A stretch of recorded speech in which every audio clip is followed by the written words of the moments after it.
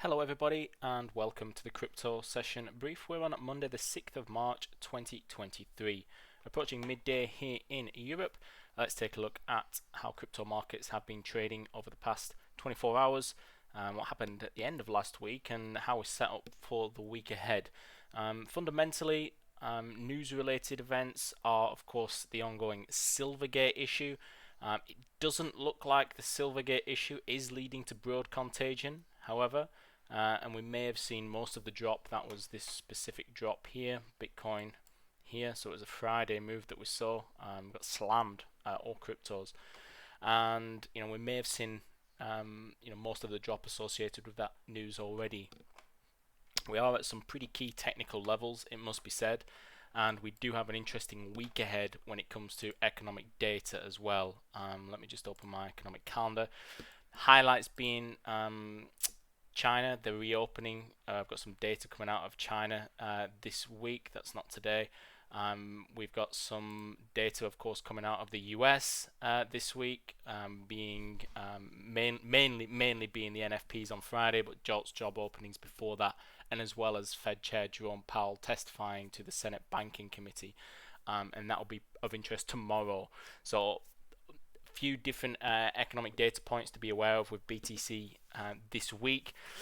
Check the economic calendar in here on a daily basis, and obviously I'm doing these session briefs every day, so I'll make sure I bring people up to speed. But yeah, later in the week you got NFPs. That's the main event of the week, I would say. That's the one the market really cares about, but we'll also be interested to see what Powell has to say when he has to testify tomorrow too.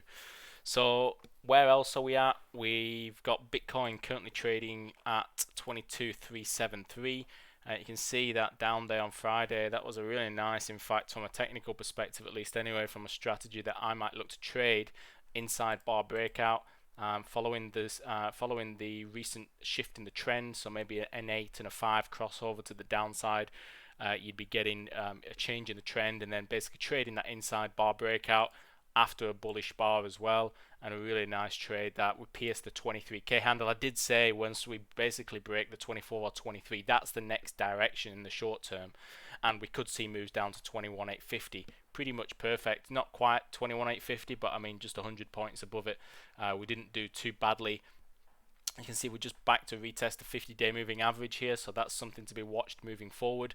But yeah, it wouldn't surprise me to now see a retest of that 21,355. But also, with that being quite a significant higher low, swing low in this trend higher for the year, bulls will be trying not to let the market get back down to there, because if they do and break that level, then of course we could be setting up for a larger move, maybe down into the 20k, retrace back down into the 20k region. Another market which sold off into one of our key technical levels is Ethereum, 1550, almost to perfection, and since then we've basically been tracking right along that level. So that remains a key area for me moving forward. You can see we had another go at 1700, didn't quite get there, but you can see clearly that's the big level for Ethereum overhead, while downside we're now more or less at some of the range lows. This has been a key level on my charts for some time, so from a technical perspective it's a case of just holding above here for now. Potentially waiting to see what comes out of the of China with some data.